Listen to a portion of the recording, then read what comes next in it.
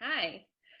We are all naturopathic doctors who work with mental health. We are trained in our medical education to deal with stress and trauma, and we feel called to support essential workers during this stressful time.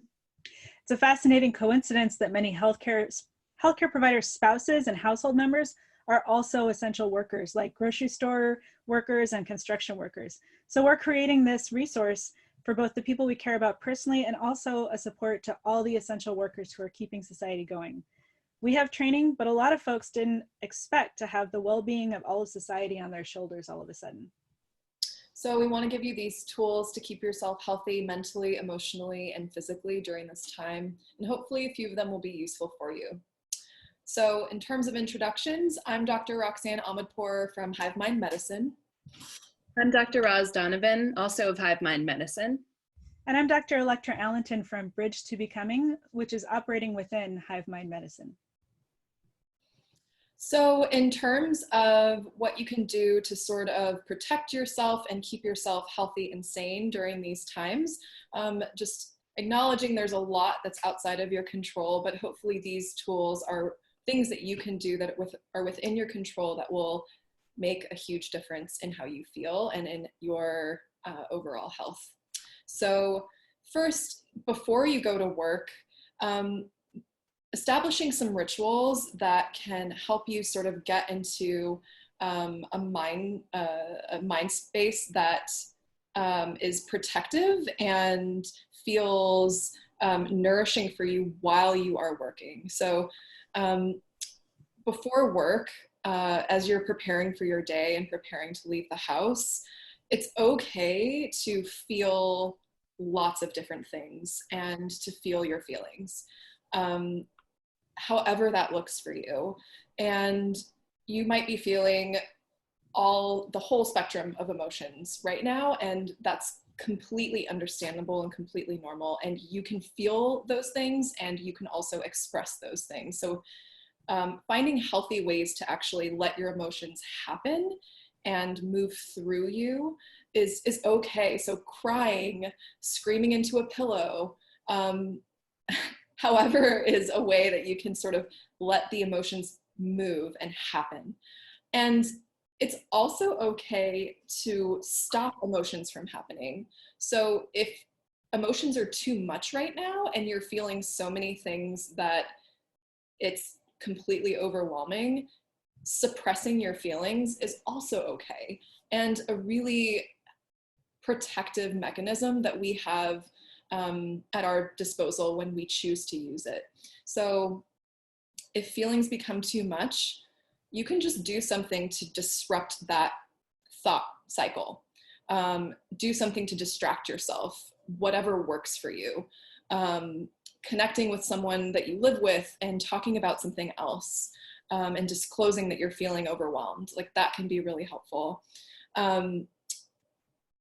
Doing something to kind of bring you back into present moment sensation that's sort of not a part of your continual thought cycle. So a great tool is practicing just feeling into your senses. So feeling into your sense of touch, feeling into your sense of sight, and just, it's very concrete. So like naming things that you see, naming things that you feel, naming things that you hear, just to bring you back into the present moment and disrupt that sort of thought cycle. And it's okay to just tell yourself a simple affirmation that you're doing everything you can right now, you're doing the best you can, and that's all you can do. And Electra and Roz will talk more about other tools that you can use as well. So there are many different versions of grounding meditations, many that can be Googled. One thing that can be really helpful is getting physically close to the ground. So if the weather's nice enough, you walk outside in your backyard with bare feet, or if you lay down on your back, either outside or on your living room floor with your feet up on your couch. Get into child's pose or lay on your belly. Just get real low and kind of hug the earth as much as you can. There is an electromagnetic field that is supportive to our system, and we can notice that whether we're tuned in or not. You can also do some breathing exercises, like breathe in for a count of 4, hold your breath, breathe out for a count of 4, hold your breath out for a count of 4. There are other different breathing cycles you could follow, like 5, 7, 8 breath that can be Googled. You can just root down into the earth and reach for the sky. If you're a person who has a belief in divinity, you can take time out to pray. Or you can take some time just for gratitude. Like, for example, it might be that you're grateful that you still have a job. And that could be a very helpful thing for you to be reminded of before you go into work. You could be grateful that you're able to pay your rent or your mortgage, or you're grateful you're able to buy yourself and your loved ones food.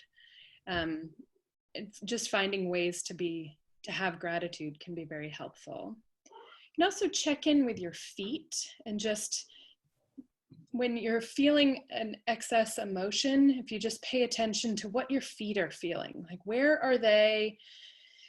They're rooted in here and now. So sometimes those emotions that we feel, those overwhelming experiences, are about the future. They're not about this moment in time. So bringing yourself back into this moment could be really helpful. There are lots of apps like Calm or Headspace. There are podcasts like Tara Branch.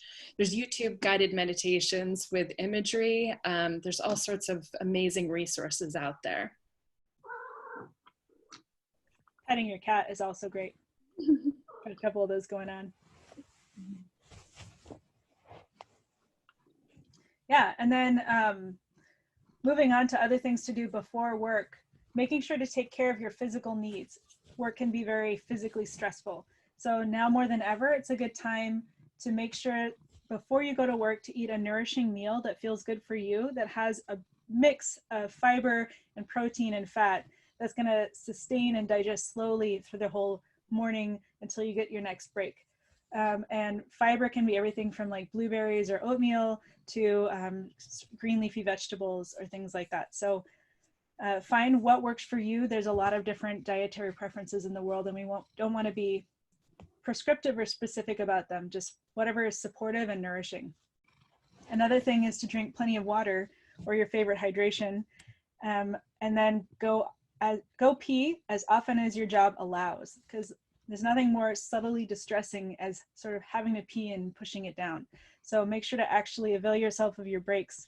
It can be a great physical state change to just go to the bathroom, be in a different room, and like move some fluid. Whoop, that's a cat. Move some fluids through you. The other thing is to get restful sleep, so that your body is recovering from any exertion you did during the day, and your dreams can be sorting out all the emotions that you've been having during the day as well.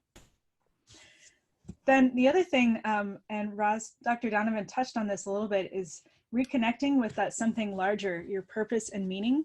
You can do it through gratitude, to say like, I'm grateful I have this work. I'm grateful I can support the people who are important to me. But it's also to reconnect to the reason you're doing it. And honestly, right now, you're allowed to pick whatever reason is nourishing to you. So if that's something like, I'm so excited to be a part of the incredible network of people supporting the whole world, like I'm an essential worker and I'm valued, that's great. If it's, I'm so happy that I can leave my house, that's great. If it's something like, gosh, I have a job, I'm getting that money, that's great. Like your purpose right now, it's your purpose, whatever is helping you to remember why you're going in and working, and that you can reconnect with it during the day. And then also, I touched on this a little bit, but remember, you are essential. Like you are helping everybody, and it's important to treat yourself as essential. It's important to remember that you deserve the care and support and nourishment that you can get.